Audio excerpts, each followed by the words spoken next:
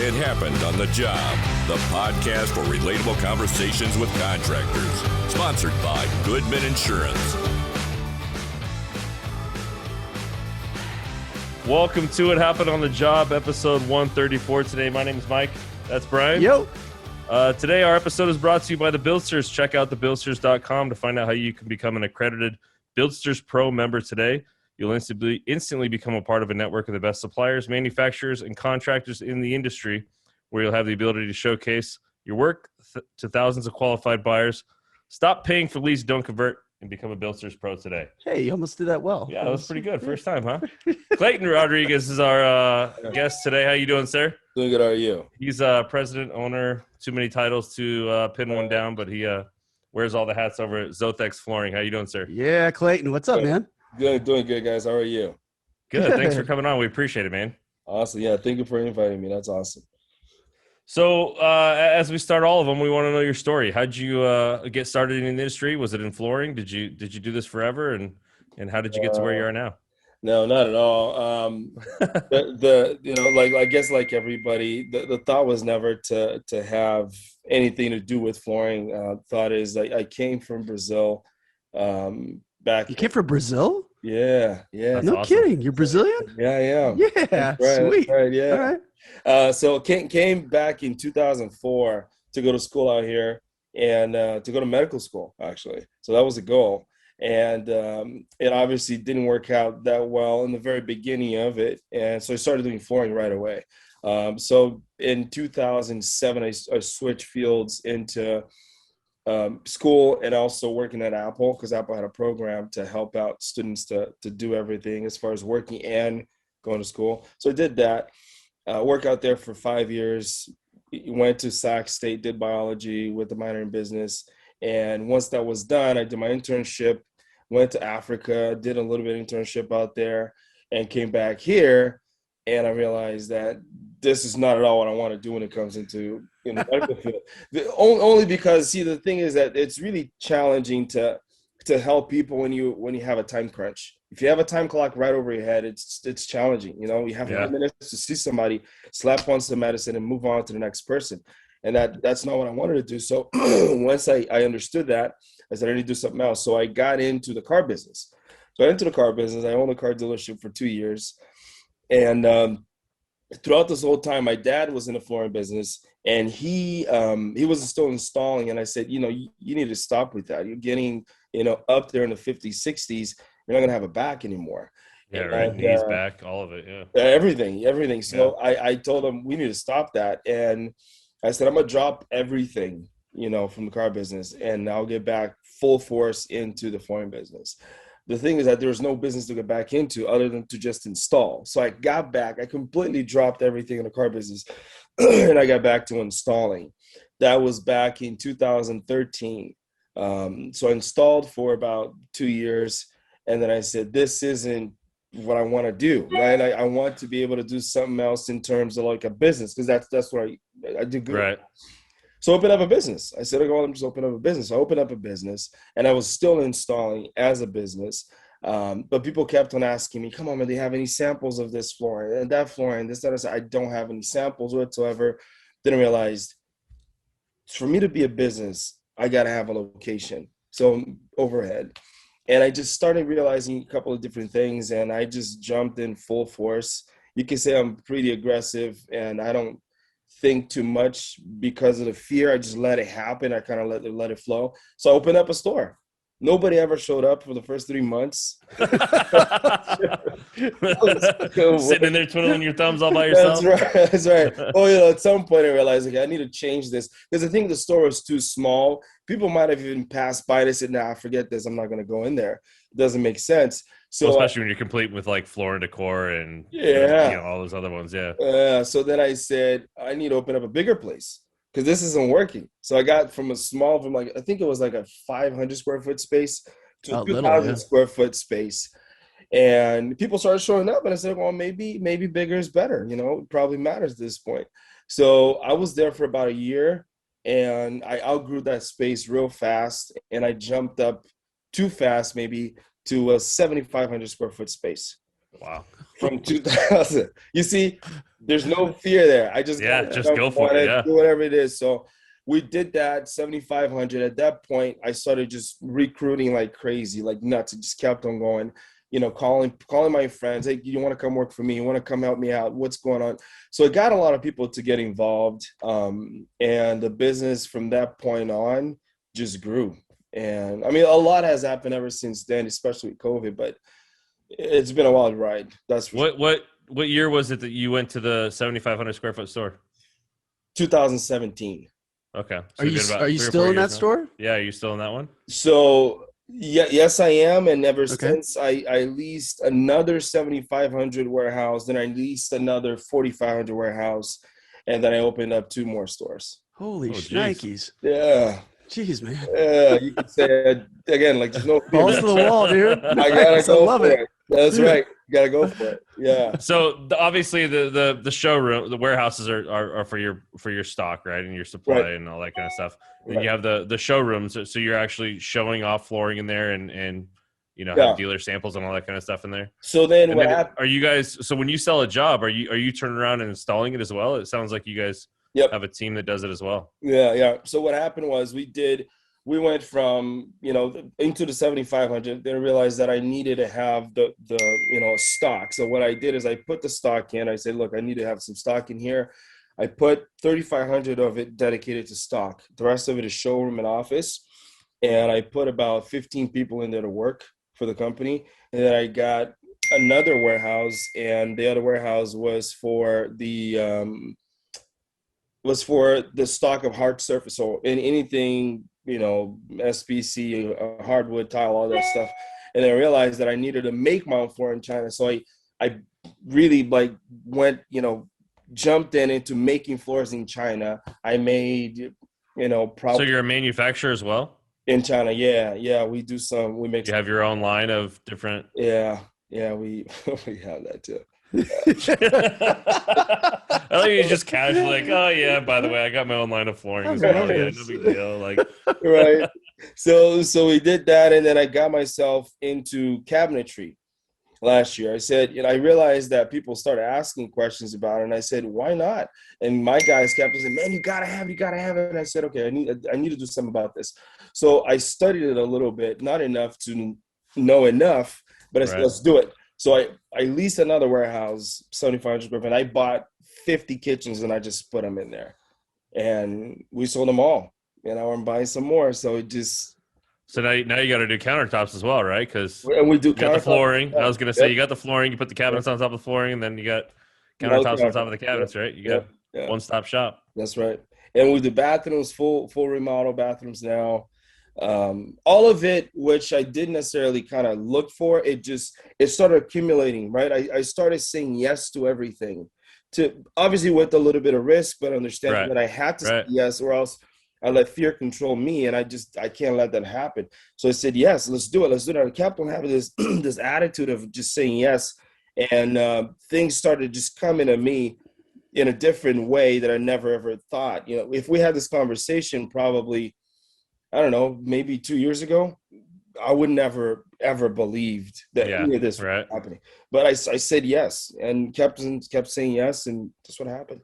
But like you said, I mean, you said yes, but it wasn't reckless, right? I mean, there was some thought behind it. There was some intention. There was some research, and like you said, you weren't letting fear control you. I think that's awesome. Yeah, that's so cool. And to your point, especially with homeowners, right? Like, there's a level of comfortability and security knowing you're only dealing with one person. So if they're going to you and all you have is floors, and they go to the next guy for the cabinets, and the cabinet guy says, oh, well, I can do your floors and your countertops.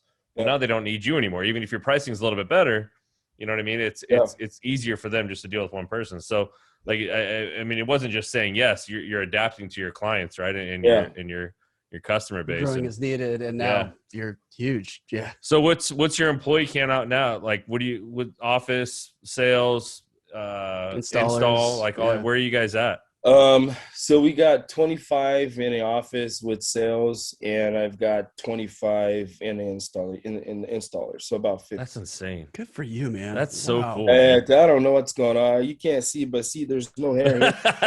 Oh, see, you do pay for what you get right there. Yeah. I used to had a head full of hair like you guys. Crazy. So you gotta wear a hat. I was gonna say The hat looks good on you, though, You man. bend down like this, and you get little bald spots on the top back there. You just can't see it. I hide it well, man. So, is your dad still involved? Where's he at in this process? Yeah, so he is still involved. What we did is I said, I don't want you to have anything to do with this business in terms of any debt or anything like that. So you can just buy and sell whatever you want.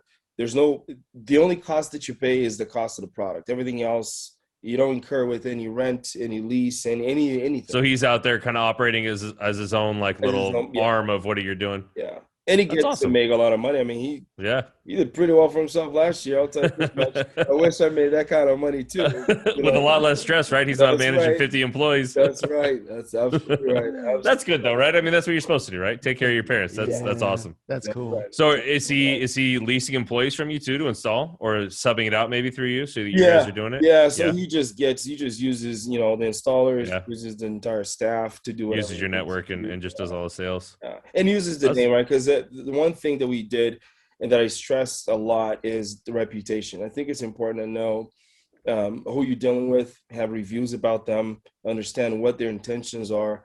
Are these guys really good at what they do? The one thing that I've noticed in this industry, this is an industry that's been around for well over thousands of years, because, you don't realize, but putting rocks on the floor to cover the dirt is form, right? Yep. Yeah. At some point that became tile, and then at some point they understood that they had to cut lumber to make hardwood. So it just evolved into different things. And the one thing I realized is that this industry is full of people not wanting to help, meaning that they've been in the industry for 30, 40, 50 years. You go to a showroom, they look at you like, okay, well, pick what you want. I'll tell you how much it costs. And if you don't find what you want, thank you so much, bye. I can't let that happen. I'm hungry. You know what I mean? I got a 10-month-old. This dude needs to eat. I need to literally hungry. Exactly. So if somebody comes in, they're everything to me. I have to talk to this customer. I got to make sure. So I got 15 salespeople, and I train all of them. Come on, take care of this customer. Make sure they're happy. Make sure whatever it takes, let's take care of the customer. One customer makes a huge difference for us. And outside of our little, shop and our little brand or whatever it is that we got going on, everybody else is ignoring people. You know what I mean? You can go to Flooring Decor today. Sure, you can buy some probably cheap, but you have no knowledge or understanding what you're buying. Zero. They won't be able to help you. So I train my staff to be able to know, look, this is what you say. This is what you do. This is what this product means versus that one. Probe what the customers want versus what they don't want. What are their life like? We go so far as finding out what colors on the walls, what's going on in the house, what's your furniture like, because that helps you, get things done. You know what I mean? We're also completely revamping the website to put in visualizers in every single product that we have, literally everyone. You like a product, you tap it, you on your phone, you take a picture of your room, you put that product in there. If you like it, you buy it. If you don't, you don't. Every single one. I'm talking probably about 100 brands and over 100,000 products, and they're all going to be there. This is new technology that you're installing you're creating. It sounds like an app, or is that all through the website? Okay. It is an app integrated to the website that allows me to put all of my brands into a visualizer so people can see what they're buying. Man, brilliant, man. I love all the innovation and the drive, right? So I guess you touched on it a little bit.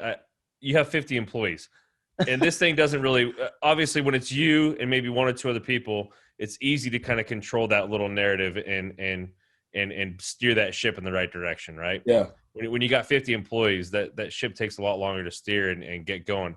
What's the process like of getting everybody on board to that vision and to that mentality, so that everybody you got 50 Claytons running around, you know what I mean? Yeah. So the first thing that we do is that I learned, it took me a while. Obviously I don't know everything, but it took me a while to learn that once I interviewed somebody, this person has to be in the same wavelength that I am. And what that means is I read a lot of books. I listen to a lot of audiobooks, a lot of them. Like I mean, a lot. And I'm always constantly like pumping myself up to the point where, you know, on a daily basis, I'll be driving all the way up to Vacaville. We just opened up a store out there, and I'm listening to audiobooks constantly. So when I do my interviews, the first question I ask this person is, what do you want out of your life? Like, what do you want? And if they say, oh, I don't know, okay, well, you need to figure that out. You need to find that out. Yeah. Because out here, what you're going to bring to this company has to be something that will complement what you want to get out of your life, right? I mean, if you think about it, you spend more time at work than you do your family, right? You take your vacations to hang out with your family, but the rest of it is you stay with people at work. So if you don't have anything to bring, I don't want you here. But if you don't have anything to bring and you are willing to learn, you're willing to get into that point, then we're good. So once we kind of clear that path and they understand that they got to figure stuff out, then I go into, okay, what books are you reading? You know, what are you into? I want you to, you know, deep dive on something good here. Like, tell me what your interest is and how is it that you're going to get there? Give me a timeline. Tell me, how long would it take for you to reach that goal? Is it 5 years? Is it 3 years? Is it 1 year? What is it? Tell me.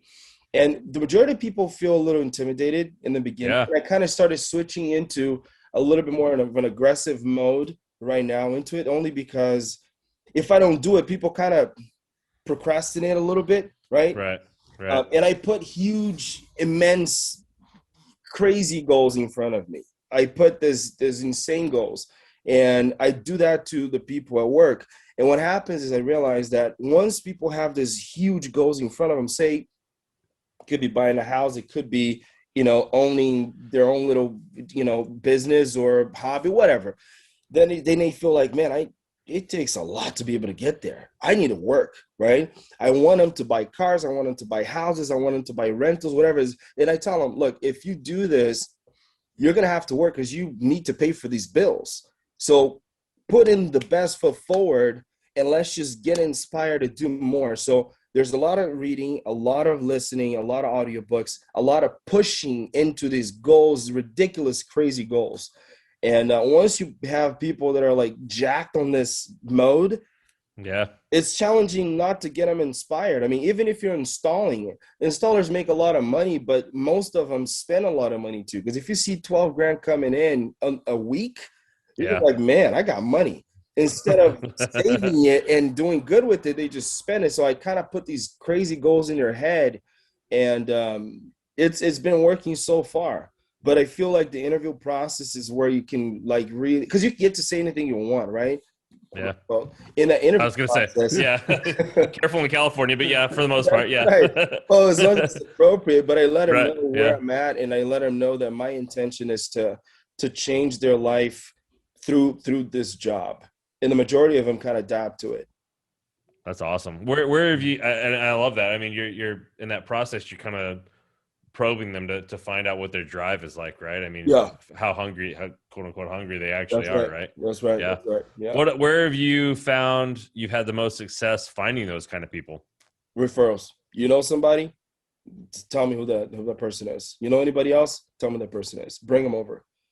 It's always a network of people that work for the currently.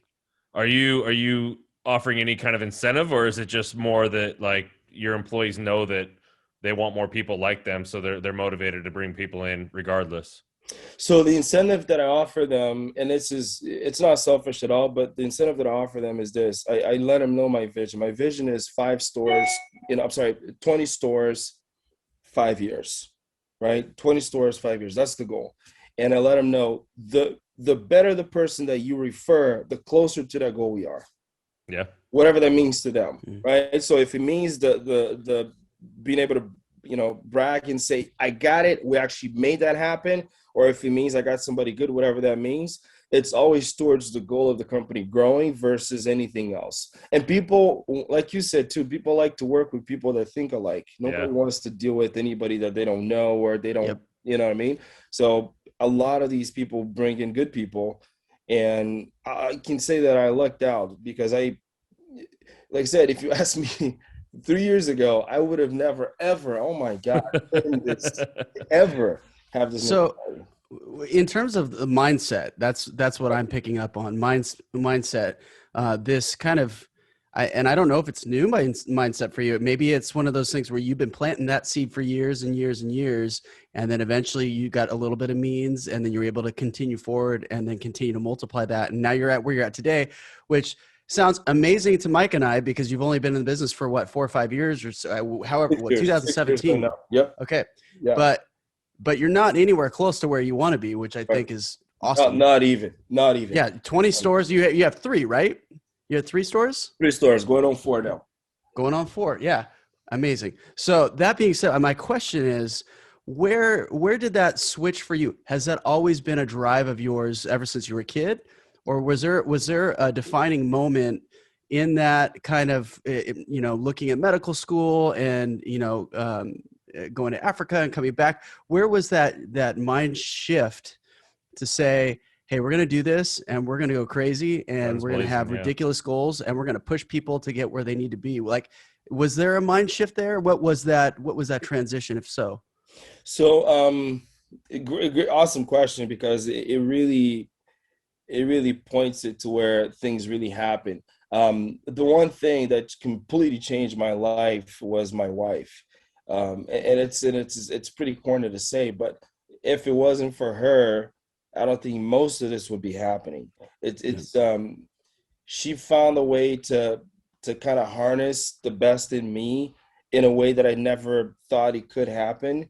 But and she's Portuguese. I don't know if you know anything about the Portuguese culture, but they're pretty tough. They're not. Yeah. They say what they say, how they say it. If you don't like it, so be it. It is what it is. So one thing that happened in the very beginning, early on, I was struggling to find people to work, right? Because it got to the point where I was working, doing installs, selling, answering the phone, doing everything. And I couldn't keep up with an installer. There's nobody that could keep on helping me as I had to go do, estimates and so on and so forth. And I told her, I said, and maybe I was delusional back then, I said, this year we're going to sell about $1 million. And she goes, dude, come on. You can't even keep up an installer. What are you talking about selling $1 million? So she tells me that, and I'm thinking, shit, man, I actually can't. I can't keep an installer. I can't keep an employee ever. What's going on? And that stuck to my head, and that sat there. And the one thing I learned about myself during these years is that I like a challenge. If you give me a challenge and the challenge is like, dude, you cannot make it happen, I'm just going to do whatever it takes to make it happen. So that's when the mind shift happened. When she said that, I said, okay, that's fine. That's fine. Don't you worry about this. Put that one away. Come back to that later. That's right. So when we hit, 25 employees and then 25 installers, I said, looks like I can't keep up, 50. Now I need to go for 100. And she goes, yeah, whatever you want to do. I'm just saying, I'm stating the facts. And I love that she has this different outlook in life where it's not necessarily to kind of, cradle you and hold you. It's more like either you sunk or you swim. You have to do it. There's nothing else to it. You just got to make it happen. So that's when the mind shift happens, for sure. That's awesome. I love that story. And going back to the employees, I think it's important to kind of point out, you may not be incentivizing them, monetarily or doing whatever else, but when your employees know that your vision is to grow that much, there's the incentive for them to bring in people is to know that they're going to move up, right? I mean, there's a vision of like, well, shit, if this guy wants to open 17 more stores, there's only 50 of us here right now. That means almost half of us are probably going to be running a store, right? If we're at that point where, he's moving people up to that point. So I think that you may not have to,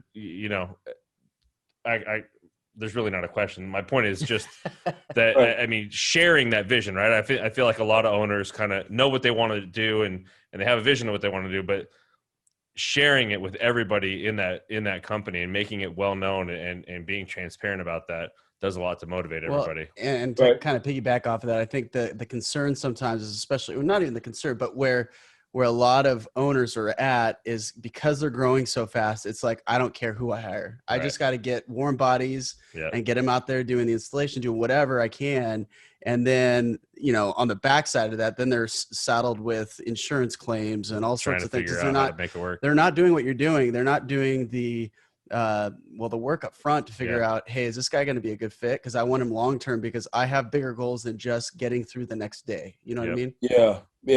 One thing that's been pretty interesting, at least for me during this process, is that when it comes into sharing the vision, one of the books that I read by Gary Vee, he really talks a lot about how people felt or used to feel embarrassed by changing the vision, where anything that they said yesterday completely changed on their mind today, but they wouldn't voice it out because they're scared of what people will think about it, right? Is this guy wishy-washy? Does he not know what he wants? What's going on? And once I read that book, I understood, you know, it's got nothing to do with my pride or anything like that. What it's got to do with is, where is this really going? Because in reality, life is very much like that. Today, you may wake up in this crazy mood of doing everything. Tomorrow, you don't want to do anything. Right? You are wishy-washy just because it's just what happens. But when it comes into a vision, if your goal is to always grow, if it changes to adapt to how either faster or slower, whatever the case is for you to get there, you just have to do whatever it takes to get there. And if it changes and everybody needs to know, then everybody needs to know. So when I realized that was the case, and I changed a couple of times. There's times that I said, hey, look, we're not going to do this versus that. And people felt, oh, well, you thought wrong, because this is going to change tomorrow too. So just, you know what I mean? The only constant is change. That's right. That's exactly that. So once I realized that the path to be able to get to where we want to has to do with not being, you know, prideful, and understanding that things will change and being okay with that. Man, everything changed. My people are making more money than they would ever in any other company in this industry.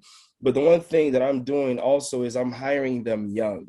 And I mean young. Some people that are 21 years old. I think that the oldest person in actually, he's a little bit older, but the average is about 30 to 35. You will not find this level of youth. or in this industry anywhere, you know, for anybody our size. Everybody is definitely going to be up there, where they already made their money. They're good. They don't care. It's just about, you know, or cruise control. Yeah, exactly. Or you find them installing, you know what I mean? You'll find them having a little bit shop and then just installing themselves. I when I made the decision to hire people to make the company grow, because it is about the company, I said, I don't want to be positioned as a labor shop. I want to be positioned as a brand. And when I go to LA and I open up 5 stores in LA, I want people to know who Zothex is, because we're going to be a brand. We're not just going to be a labor shop.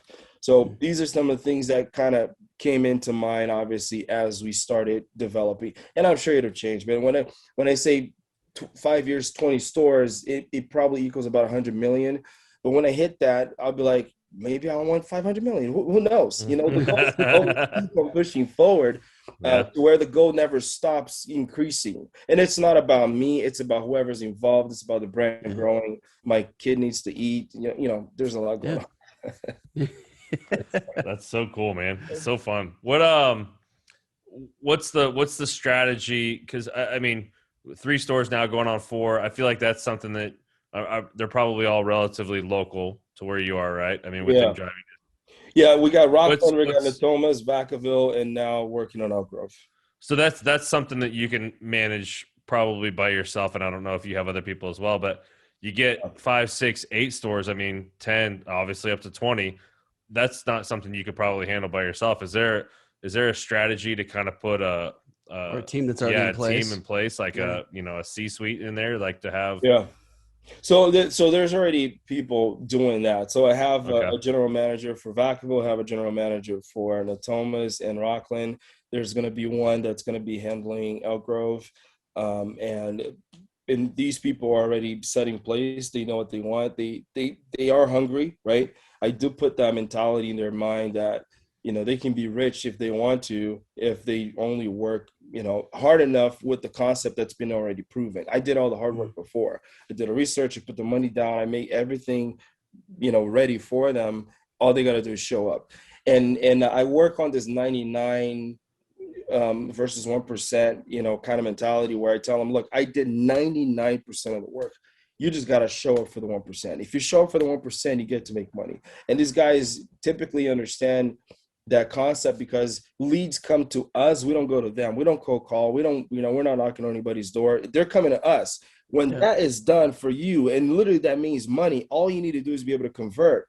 Man, I mean, I will light a fire under your butt so freaking hot that you just want to go. You just want to go. Yeah. So on a daily basis, I keep telling my people, look, you got to do it. You got to do it. You got to hit it.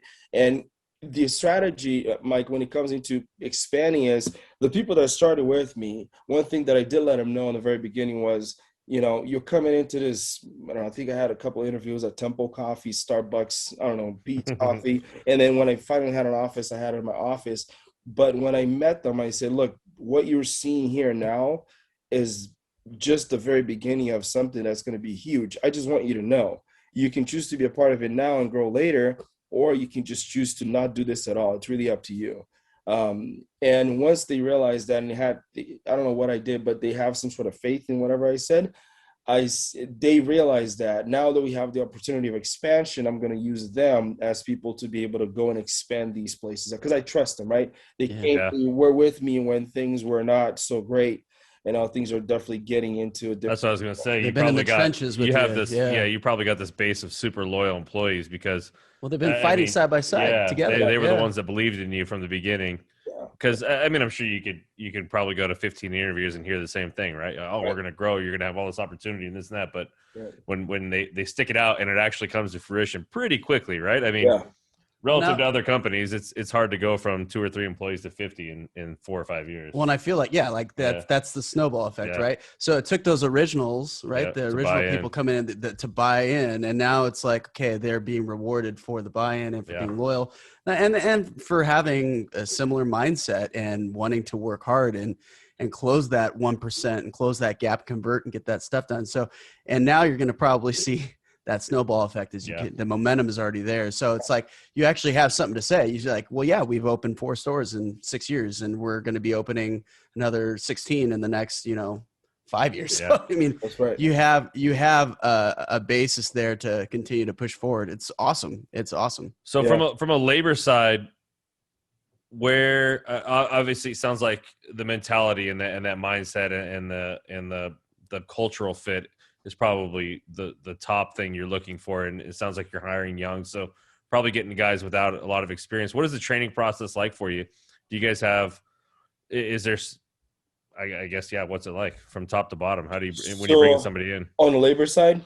Yeah. On the labor side, it's a little bit different. On the labor side, what we do is on the very beginning, I test this. I still do that. I still do it, not as often as I like to, but and I'll be passing that on to somebody else because part of me just can't be doing it anymore. Right. So I would test their skills. So if somebody says, hey, look, man, I know somebody that's good, they're willing, they want it. It typically takes about 3 to 6 months. So what I do is I kind of put them together with somebody that I already trust that does the work to kind of train them because I can't train myself. But what I'll do is I will pop into a job that this new hire is doing by themselves. Right? I'll pop in and I'll just check it, just see what's going on. And at times it's pretty horrible, just flat out, just, geez, what are you doing?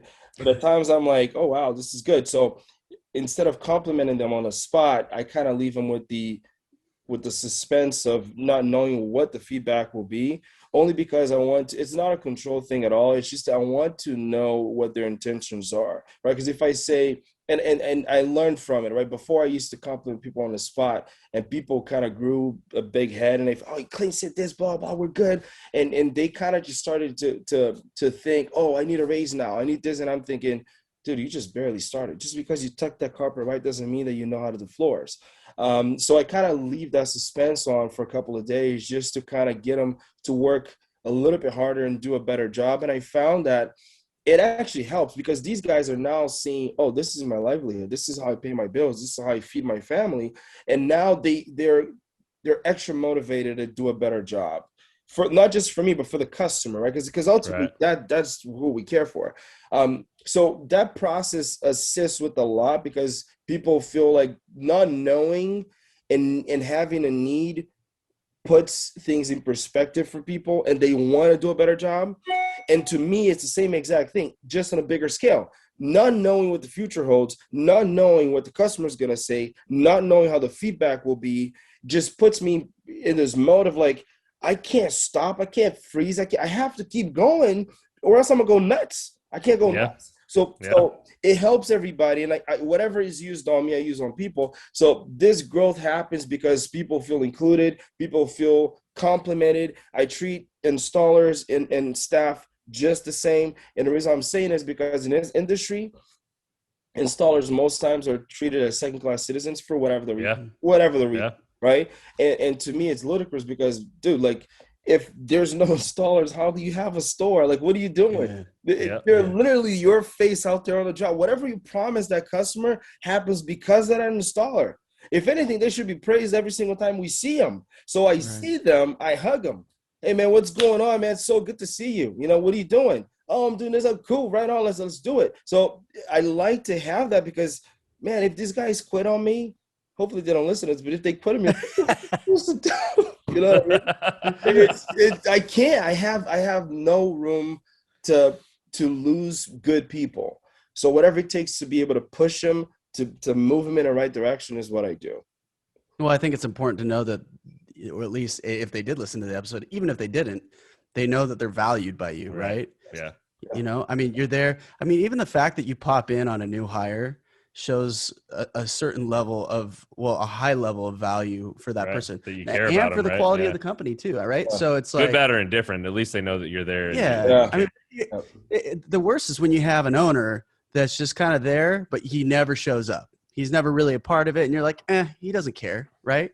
Whereas, I don't think it's a fear factor. I think it's like, hey man, like, well, I mean, there might be a little bit of trepidation, right? Here comes my boss. I better do something. I better do it well. But still, I mean, the fact that you care enough to show up, and then you have that personal relationship with them on the back end of it, and knowing that if they're not there and they're not doing the job the way they need to do it in the way they do it, there is no company. I mean, Absolutely right. And it's not and again, I can't let that, freeze me or create too much fear on myself. It is something that I constantly live with because I'm not perfect. Also, there's times where things don't go right and I have to make changes and I'm not too proud of them. But the truth of it is we're a team and we have to be a team to be able to acquire and reach the goals that we all want. That's why the interview process is important. If you're telling me you need to be able to be doing this in 5 years, I need to know that you're going to do whatever it takes to be able to get there. One thing I often say is that, are you willing to die for the cause? Literally, are you willing to die for the cause? And what's the cause? The cause of the company. You don't work for me, work for the company. Are you willing to die for this company? And most of them's like, I'm not willing to die for the company. Well, this is not for you. But not in the sense of actual literal death, but it's like, what are you going to want to put in to be able to bring value to this? Right? Because I don't know everything. I need people to help me get to the next level. How are you going to do this? What are you willing to do? Is it hours? Is it ideas? Is it time? What is it? And how can we help you reach your goals? Once we have that symbiotic relationship, most times it works, and it has been working for 6 years. So I hope that it keeps going for whatever, however long it goes. I can't imagine. People are out there, right? It's just about finding them. That's right. Yeah. That's absolutely right. Absolutely. Yeah. And I'm getting into this mode of hiring anybody I meet. Literally, there's vendors that come in to sell me on stuff. Then once they're done with the presentation, hey, you looking for work? Because I good. No shame in that game, huh? That's right. Gotta do it. You definitely gotta do it. Yeah. So, kind of, you alluded to a little bit when you said, we don't cold call, leads kind of come to us. I have to. Is there literally nothing you guys are doing from a marketing side, or is it all reputation? Or obviously the reputation is key. We're doing a lot from the marketing side. I used to have a $0 budget on marketing. Now my budget is through the roof. I don't even know where we're at now because one thing I did realize, and this is from one of those books that I read, I think it was Grant Cardone on a book that he talked about marketing, and the importance of marketing. And one thing that resonated with me, and also Jim Rohn. I don't know if you guys know him. Jim Oh Rohn. yeah, Jim Rohn. Remember the Yeah, name, yeah. Right, this guy. I mean, Jesus, it's some of the stuff that he says, and it's always these little nuggets that I capture. He's old school. Yeah. Oh, definitely, definitely. Yeah. But one thing that he said, also in his books, that kind of, I think Grant Cardone kind of read that book too and put it into his own perspective, is that, back in the day, things were about referral from a neighbor to neighbor, right? It was always that. And that's how you kind of got busy, because you're just a one-man show, maybe two-man show. You get the whole neighborhood, you give them group discount, everybody's happy. But now I realize that obviously with the marketing, with TV, with internet, with cell phones and everything, you have to be able to have more neighbors talking about you constantly. So once I realized that concept and how important that was, and how these guys talked about just really like fanatics about putting your name out there with the good reputation, I went nuts. I went completely nuts on Yelp. I went completely nuts on Google, to the point where we have the highest number of reviews in the entire Sacramento area. There's nobody, even big box stores such as Founder of the Core cannot hit us. They can't even get close to our numbers on reviews on Yelp or Google. And the reason why I did that is because I want to appear as a bigger business than we are. Because if we have that mentality now, when we're 20 stores deep, I want to look like 100. I want you to think I'm a national company versus, a state company. So the idea of marketing is to obviously constantly promote yourself, but I want to promote myself for this company with the twist of technology. So by having the visualizer work for us, by having products that you can see in your home, I put that stuff all online. And man, especially when COVID hit, Jesus, it was insane. Everybody was copying. Everybody. No, there's not one single company. I could tell. I remember the day it hit on March. By May, we're so busy. And I put that new campaign ad out there. By June, July, I saw it. It only probably took a month. I saw all my competitors having it. All of them. Everybody bought into the plug-in, and everybody, I'm like, what the hell happened? Like, I thought it was special. But You're a target now, man. Yeah. That's right. No, what do they say? Imitation is the most sincere form of flattery, right? That's right. Yeah. You're doing something right whenever all your competitors start copying you. That's right. So we finally did it, to where marketing now emphasizes not just, because I think everybody can lay floors. I think it's more to do with how you treat people, the experience they have, how you make them feel throughout that process, because it's pretty invasive. So marketing really gears towards that, the experience, the technology, and all of that. That's how we kind of make ourselves different from everybody else. That's awesome. Is there social media? Do you guys have anybody like dedicated to that only? Yeah. I realize that is something that also is very important. I'm not on social media myself, except for LinkedIn. LinkedIn is something that I do a lot. Right. I actually get not a lot of work, but enough work through LinkedIn. But outside of it, I got somebody that's dedicated to that. It's funny that I have to pay somebody to deal with Facebook. To post on Instagram and Facebook, right? That's so ludicrous to me. Something that the 13-year-olds are doing, and you got to pay somebody to do it. Yeah. Yeah, it's crazy. But and the sad part is you probably hire a 15 or 16-year-old to do it better than because they know how to do it. That's right. That's right. The funny thing is that these guys, bigger guys, are spending, a decent amount of money into these platforms. I mean, the media team these guys got is like 10 people deep. Yeah, it's insane. I only have one guy. One day I'll have 10 people deep, but Well, but I think the important part is that you're being deliberate about it, right? That you do have somebody there doing it. I think I've said it before. There's kind of three different levels, especially when it comes to contractors, right? There's the people that don't want anything to do with it, and because they're kind of old school and they don't think contractors have to be on Instagram or Facebook or any of that other stuff. Then there's the people that are doing it, but they got an account and they post every once in a while. It's not really with any intention, and then which is good, right? And I think you need to at least be there right now as a contractor. Put their foot in the water. Yeah. That's right. Yeah. But then there's the people that are at that higher level, like you, whether it's one people or 10 people, or one person or 10 people that are doing it. You're doing it with intention. Like you have a plan, you have somebody dedicated to do it, and you're being deliberate about the things that you're posting and when you're posting and doing those kind of things. But especially in residential, I mean, that's where your buyers are at, right? They're sitting at home at night and they're doing scrolling through Instagram. Yep. Yeah. So I mean, I feel like you have to do it at this point. You have to. There's no other way. There's no other way around. If you don't do it because you don't like social media, that's your problem. It should never be personal. It should be about business. That's that's so true. That's brilliant right there. Never be personal. I like certain colors for the flooring that I buy, and nobody buys them. I'm like, what the hell's going on? This is sitting here for forever.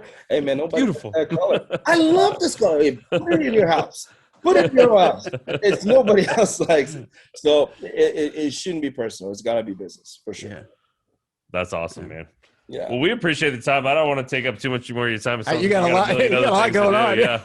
This has been awesome. And I feel like I'm not going to say if it doesn't work out in flooring because obviously it is working out. But when you get tired of flooring and want to put that on cruise control, I feel like you could be a motivational speaker at some point. Yeah, for sure. Where you're on the side. I mean, it's the inspiration. The I would read your book. Thank you. It's funny you say that. And to close, I don't know if you guys know that song, "Can't Hold Us Down" by Macklemore. Yeah. Right. Yep.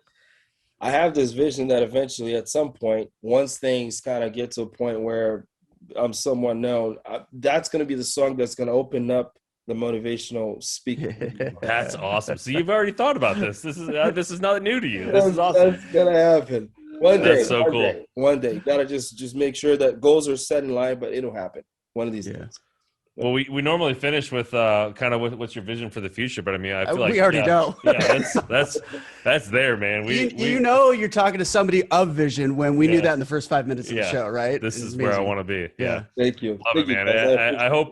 I hope a million people get to hear this thing, which, I mean, we're not that popular. We're not Joe Rogan, so they probably won't. But hopefully as many people as possible. 5 years. Not yet, man. Not yet. 5 years. You got to just put it in your mind. One thing I say is that I say, it's not to brag, but I say certain things that may sound like bragging or may sound a little crazy, but that is to make me accountable to you as a person. I may not necessarily interact with you all that often, but I need to be accountable to you. When I say these things, it has to come to fruition. If it doesn't, I'm just talking out of my mouth. I need to be able to make myself accountable. So when I say this, I'm looking in 5 years, man, there's a payment due in 5 years that I have to make, to make right. And when it happens, that I can go back where you will know, oh yeah, that guy said that 5 years ago. It actually happened. So Joe Rogan ain't got nothing on you guys. Thanks, poor man. guy. I feel bad for him. You need to hook up with. We had a guy, Alexi. Alexi Cortez. Yeah. He's up there. Yeah. Well, Northern California. Yeah. He Diverse Technology. DTI, Diverse Technology DTI. Industrial. They do a lot of commercial floor, but they do like flooring resurfacing. Yeah, commercial, big. Yeah. And like that kind of stuff. But not necessarily from the flooring side, but from the mindset side. The two of you could wrap out for hours. Yeah. And he was a U.S. Marine. Yeah. And I mean, you could listen to his episode. But he treats his people the same way as you, and he's got a lot of drive. And I mean, and he's been in business for almost 20 years now, and he's grown his business like tens of millions at this point. So I mean, if you follow his Instagram and stuff like that, you'll see he's like pulling up in Rolls Royce and Bentleys and stuff like that. But if you listen to him, it's not necessarily about that. It's just like, this is the fruition of what I've been doing. But that guy grinds and grinds, and he'll sit there. If you watch his Instagram, he's got a guy, was it David, I think his name is, who actually, his entire job is literally just to follow Alexi and have these sound bites. It's a lot like motivational speaking, right? And he'll have like he'll rap out in the middle of the office space, and he's like, here's my vision, here's what I think, or then he'll go political and start talking about other stuff. But you can see how that drive, it's very similar to you, Clayton. Always on, How that drive is always on, and it pushes people to continue to move forward, and people follow that. They want that. They're hungry for that. So now is the leadership. It's time to be able to become a leader if you have goals, because everybody wants to follow somebody that has some sort of a vision. And they don't necessarily have anything themselves, but they just want the idea of wanting something. I find that sad and good at the same time. I hope that when I get to a level to be able to inspire people, I want to be able to simply make sure these people put stuff in action, because you don't want anybody to simply just assume that things happen for you overnight, or it was that easy. Right. But sometimes that I feel like, hey, this is it. I don't even want to do this anymore. But then at the same time, I'm thinking, why would I not want to? And then all I gotta do is just look at my son sleeping in that camera in his room. Perspective. Like, I got nothing. I can't even think about that. Yeah. So what's his name? What's that guy's name? Alexi Cortez. Yep. I'll shoot you a link to his episode and his LinkedIn too. His LinkedIn stuff. Yeah, but you guys could hook up. You guys in touch. Yeah. No, that'll be awesome. That's the other byproduct of this thing, man. Is we got so many people. I mean, you're episode 134 now. This network of people that have started. Guys. Yeah, you guys are killing it. I'm really happy. I remember when you had the first one. I remember when you were like, we're about to do this thing. I don't know what's going to happen. You know, it is coming along. You guys have, and you're providing more service than you know, right? There's lives and people that you've touched that you have no idea. Unintended benefits. Exactly, for sure. Exactly. So just keep at it. You know, as long as you maintain the vision and you keep on pushing, it'll get to a point where, and I don't mean it in being famous or becoming a celebrity, but I mean on whose life have you touched? Right. Yeah. Influence. Right. Yeah. Influence. Yeah. That's just it. And you guys are there. Congratulations. That's awesome. Appreciate it, man. Thanks, Thank you man. so much. Well, before we let you go, let everybody know where to find you guys, social medias, websites, how to get a hold of you. Yep. So you can look us up at zothexflooring.com, or you can just search Zothex on Google, and then everything else will pop in. There's Zothex, right? Yep, Zothex. We got Twitter, Instagram, Facebook, whatever else is out there. I don't know. LinkedIn, Snapchat, TikTok. I don't know, man. Whatever it is, got them all. We're there. We got it all. We got it all. Nice. And if there's a new one coming in, we're going to be there too. That's awesome, man. Well, and look for a store coming near you, right? Yeah, well, that's right. That's right. Just so you know, Elk Grove is coming in right by that Costco, the new Costco in Elk Grove Boulevard. There's one coming. There's Redding coming. There's going to be Chico coming, Walnut Creek, and so on and so forth. Well, when you start opening down here in Orange County, make sure you hit us up because we want to be at the openings and we want to do them. Awesome. We want to hang out. Okay. All right. Yeah. Good. I'll hit you up for sure. I definitely will. Brother. Thanks, guys. Thanks, man. It's been awesome. Thank you so much. Awesome. Have a good day. Thanks, have a good weekend. You too. Bye-bye. Bye-bye. Hey, thanks for listening. And if you've made it this far, go ahead and give us a like or 5 stars or whatever means you like us. Make sure to subscribe so you don't miss our next episode. And check out our website for more video content and extras. While you're there, shoot us a message if you want to be a guest. We'd love to have you on. Thanks again, and we'll see you next time.